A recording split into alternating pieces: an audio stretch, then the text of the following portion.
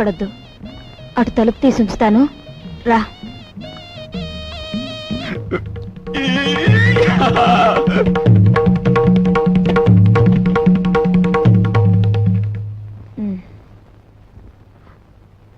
ఏమిటి మీ చేతిలో? ఇదివ్వండి. ఏం లేదు, ఏం లేదు. డాక్టర్ మీకేం చెప్పారు? వీడియోలు కాల్చొద్దన్నారా లేదా?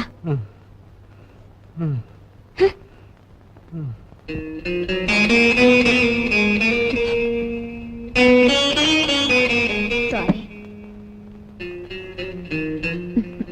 రోజు కిటికీ దగ్గర అలా చూస్తూ నిలబడిపోతావు. మనసు పాడైపోవడం లేదు. నువ్వు నాకంటే చిన్నవాడివి, నీకు ఆ విషయం తెలుసా?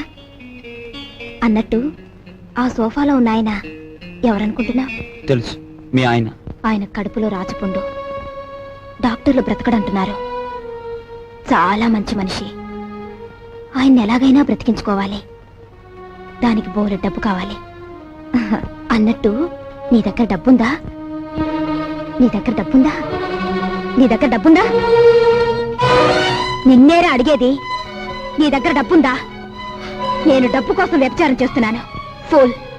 డబ్బు లేని చవటవి ఆ కిటికీ దగ్గర చేరి దేనికే ఆ చూపులు? ఇంకొక్కసారి అలా చూసావో వెళ్ళు, అవుట్.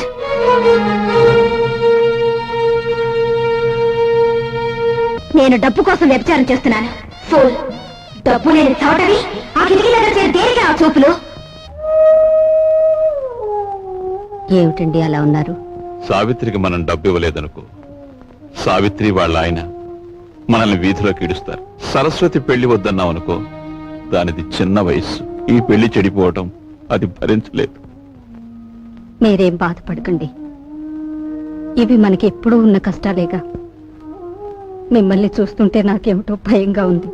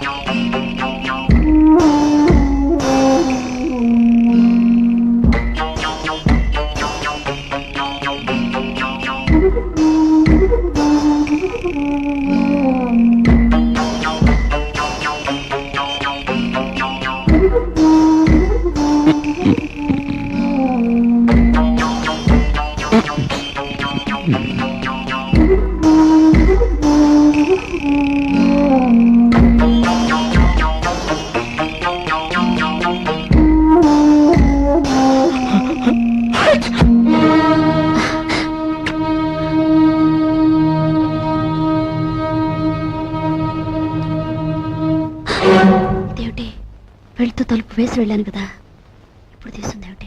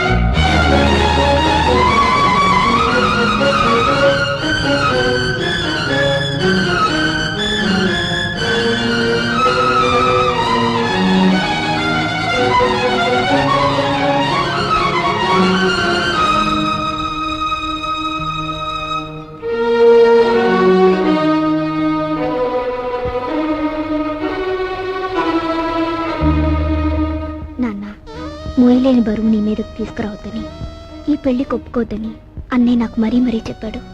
కానీ ఏం చేయను, జీవితంలో ఎదిరించడం చేతకాని దాన్ని.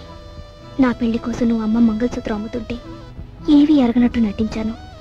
అప్పు కోసం నువ్వు ప్రతిరోజు ఊరంతా తిరిగి వస్తుంటే తెలిసి తెలియనట్టు ఊరుకున్నాను.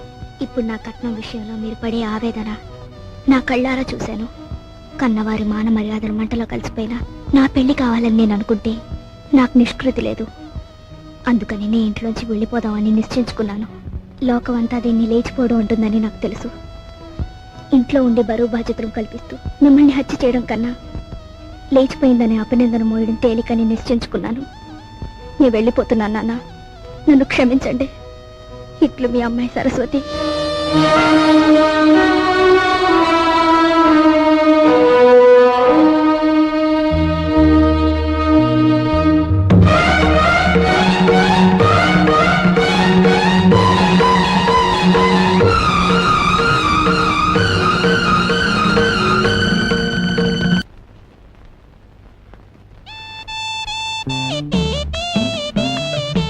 అరే, మీ నాన్నగారు పోయాక నువ్వు మీసం ఉన్న మగాడివైపోయావే.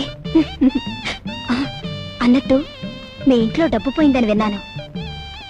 నా కోసం నువ్వే ఆ డబ్బు తీసుంటావు. ఏది ఆ డబ్బు? చెప్పు. ఆ డబ్బు నీకిద్దామని తీశాను. ఆ రాత్రే మరెవరో నా దగ్గర నుంచి కాజేశారు. ఒరే, ఒక ప్రాణాన్ని నిలబెట్టడానికి నేను వ్యభిచారం చేస్తే నువ్వు వ్యభిచారం కోసం ఒక ప్రాణం తీసేశావు. నా బ్రతికే చండాలం అనుకుంటే నువ్వు నాకంటే చండాలుడివి. నేను ఈ ఇల్లు ఎందుకు ఖాళీ చేస్తున్నానో తెలుసా? నీ నీతి మాలినతనాన్ని భరించలేక. వెళ్ళు.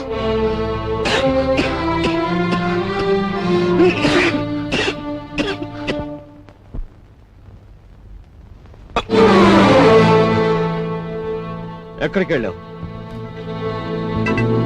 చెప్పు. ఏమిట్రా నువ్వు చేసిన పని? చెప్పు, ఎక్కడికి వెళ్ళి వస్తున్నావు? చెప్పు. రాస్కెల్, ఏమిట్రా నువ్వు చేసిన పని?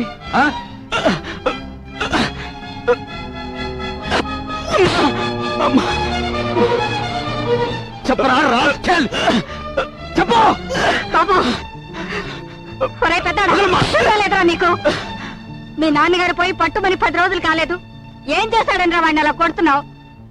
మీ నాన్నగారు ఏనాడైనా వీడిని ఇలా కొట్టడం చూసావా? వీడు చేసిన పనికి కొట్టడం కాదమ్మా, చంపాలి. చంపి నిన్ను పాతేయాలి. ఏం చేశాడు అంత పెద్ద తప్పు? ఏం చేశాడా వీడు?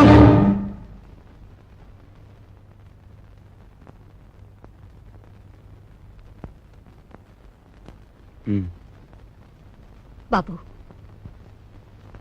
వీడిని తమ్ముడురా. తప్పు చేస్తే శిక్షించాల్సిందే. కాకపోతే ఆ సమయంలో వీడిని తమ్ముడని మాత్రం గుర్తుంచుకుంటే చాలు. పదరా.